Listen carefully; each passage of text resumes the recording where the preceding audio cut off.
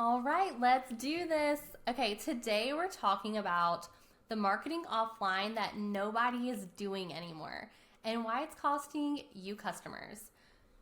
I'm so excited because I don't know if you've ever heard the story of how Kendra Scott got started, but I heard her do a podcast. It's honestly been months ago at this point, and it was like my mind just exploded. So I wanted to bring you guys this because I think it is a game changer. I mean, let's look at that business. We've seen how it's grown, and she started off like all of us at ground zero. If Instagram disappeared tomorrow, would you still know how to even get customers? Because businesses did grow before social media, and some of those strategies still work today. So, what does work? Everyone is fighting for attention online, but they're ignoring some of the most effective marketing strategies available to them. And this could be you. So, ears up. The best kept secret in marketing, it actually happens off of your static feed. It doesn't happen in the reels. It happens in how you make the connections. So, why does marketing feel harder than ever? Because it's everywhere online. It's not just you out there.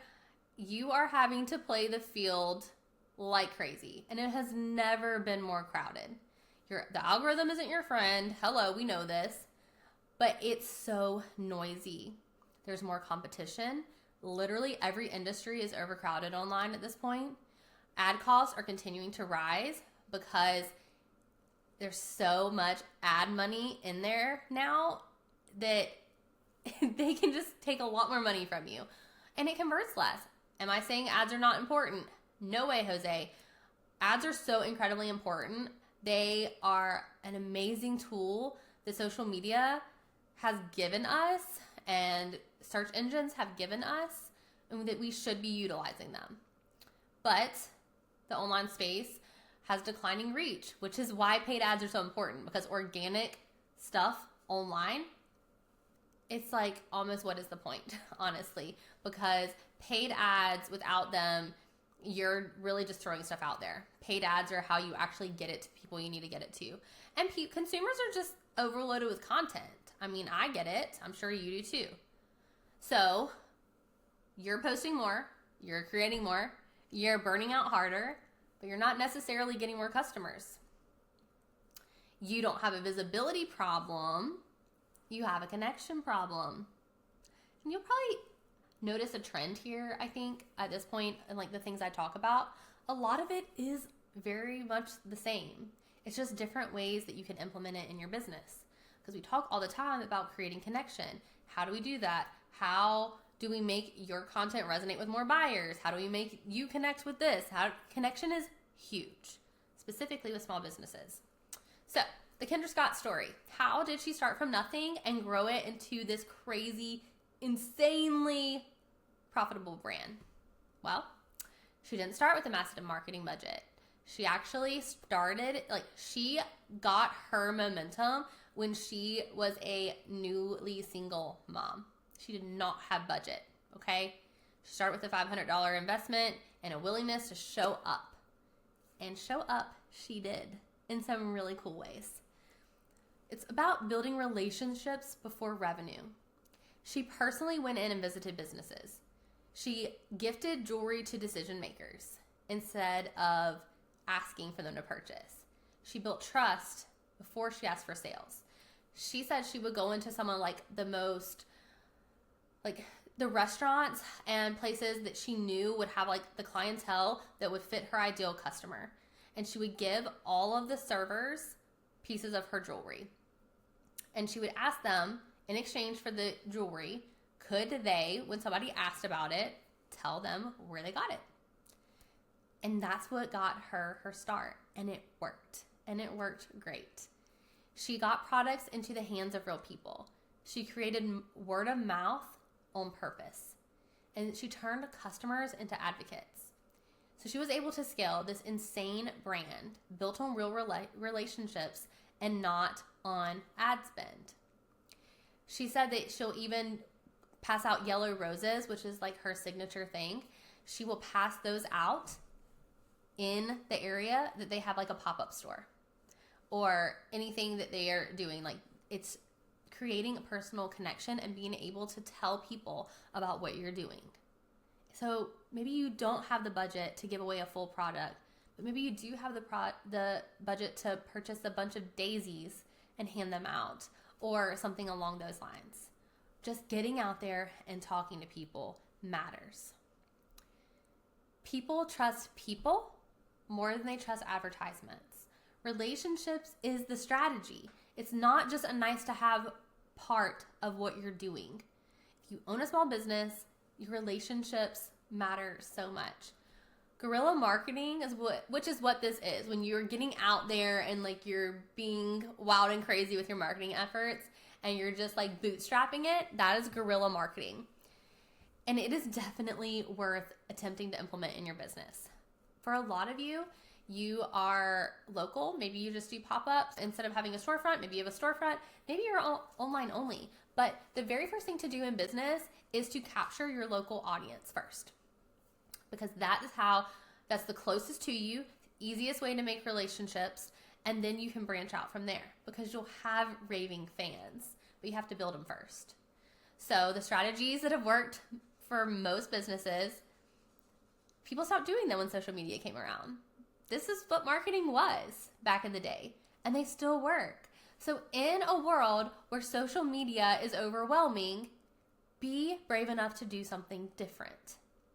Strategic gifting of items, putting products in the right hands, gifting to idle customers, and just letting what you do speak for itself. I give advice a lot to people who are starting new businesses, and the one thing I tell them is to do it for free before you ask to be paid. That is how I started this agency. I did it for free until I had raving clients that told other people about me. That is how you can build an incredible business for yourself. And for a lot of the stuff, it costs you time. Yeah, if you're a product-based business, it's going to cost you some money. But being able to offer stuff at a lower price, or at a like friends and family discount to get your first few sales, it does help. I owned a very successful product-based business. Multiple storefronts, huge online presence. Like we were doing all the things. And it started out by me having low prices that made people give me a chance. And then I built it from there. Strategy 2, referral programs. Turn your buyers into advocates. Reward word of mouth and build a referral system. Now, how do you do this? You offer something really good.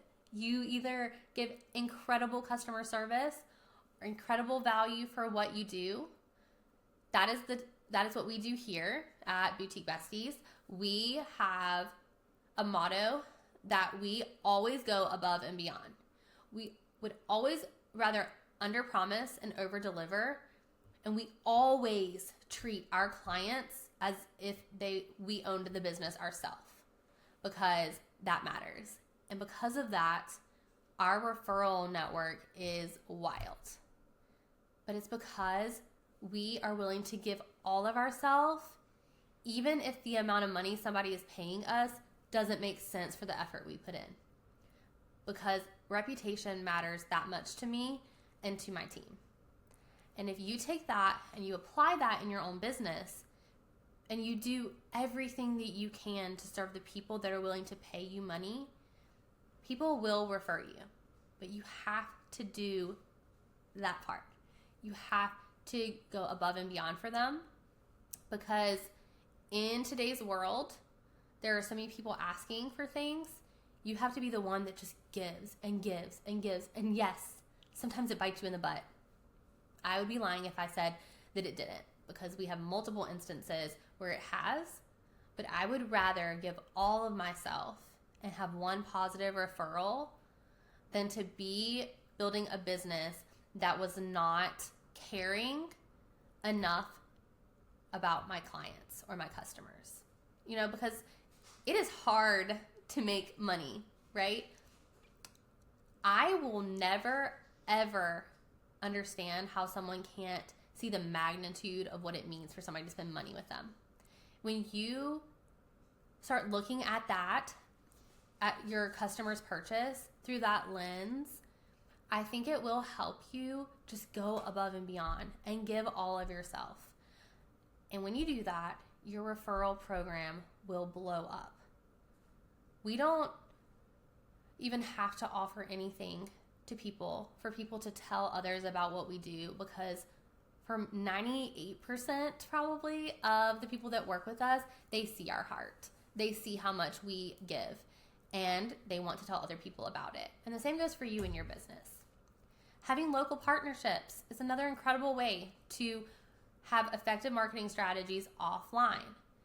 When you can have a co-market with aligned brands, so like a pop-up, ask a brick and mortar if you can come in and put some stuff out, get to know their customers, share audiences with local businesses intentionally. You don't want to go with somebody that isn't going to be a good fit. You want to make sure, again, that you know your ideal customer or client so well that you know where else they would go. And then you partner with those businesses and building those real community connections. So you could also do pop-up events, which we have mentioned, getting in front of real people, creating a physical touch point, and turning strangers into buyers. Make sure that if you do anything with another business, if you do a pop-up, if you do anything like that, you are collecting contact information so that you can continue to market to these people when they're gone, out from in front of you, like face-to-face. Because otherwise, this is a wasted effort for the most part, okay? Now, if you're out there doing guerrilla marketing, giving out flowers and business cards and things like that, okay, that's fine. But if you are in a setting where you can collect this information, collect it and use it. Your community involvement does matter. Sponsoring local causes, not all of them. We are not going to put ourselves in a financial crisis because we're trying to sponsor all the things. But sponsoring local causes that your ideal customer would be around so they can continue to hear about you. You want to show up where your customer is, and it helps build brand trust in real life because they're seeing where your heart is. They're seeing where you're aligned, and your ideal client or customer wants to connect with brands that they can trust and that they can feel like they want to have a relationship with, and that's a great way to do it. Creating memorable experiences. The surprise and delight factor cannot be matched. When you are able to make customers feel seen and give them something to talk about, you can create incredible momentum.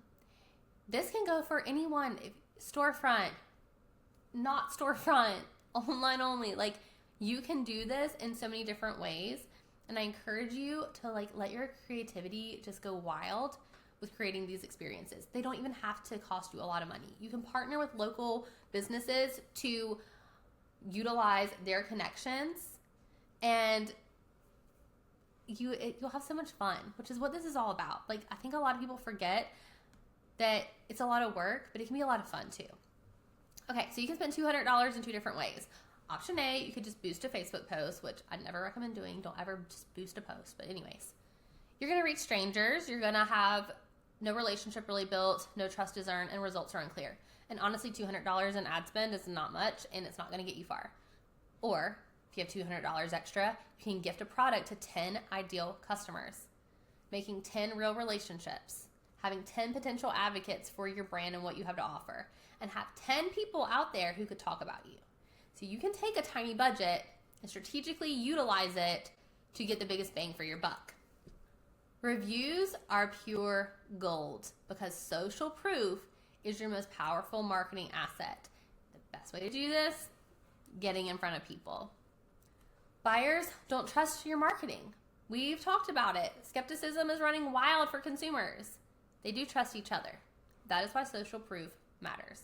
Before somebody buys from you, they're going to look for proof that somebody else already did and that they loved it. And that is why giving away the product for free first, so that there's somebody to even ask, is a great move. Your customers trust strangers on the internet more than they trust your marketing. I don't know why, and don't be mad at me for saying it, it's just the truth. But you need to make it easy for your happy customers to talk. Reviews don't just happen, trust me. You have to build systems that create them, and honestly, full transparency is something that we still have to work on with my business because yes, lots of word of mouth, but getting people to stop and like type something up for me to have like an actual review is a lot harder. So you could offer a free product in exchange for a review. You can do surprise gifts because sometimes they'll just share without being asked. You can have post-purchase emails that specifically ask for it. You can reward reviews from or repeat buyers with loyalty incentives. There's a lot of different ways. You just have to figure out what works for your brand and what you want to commit to. So my challenge for you this week is what is just one thing you can do to create a real world conversation about your business. Not a post, not an ad, a real human conversation about your business. Try it and let us know how it works. You know, we are always here for you. We love you so much. Want nothing but the best for you. If you want to reach out to us for a free marketing audit or for literally anything, we are here. Talk soon.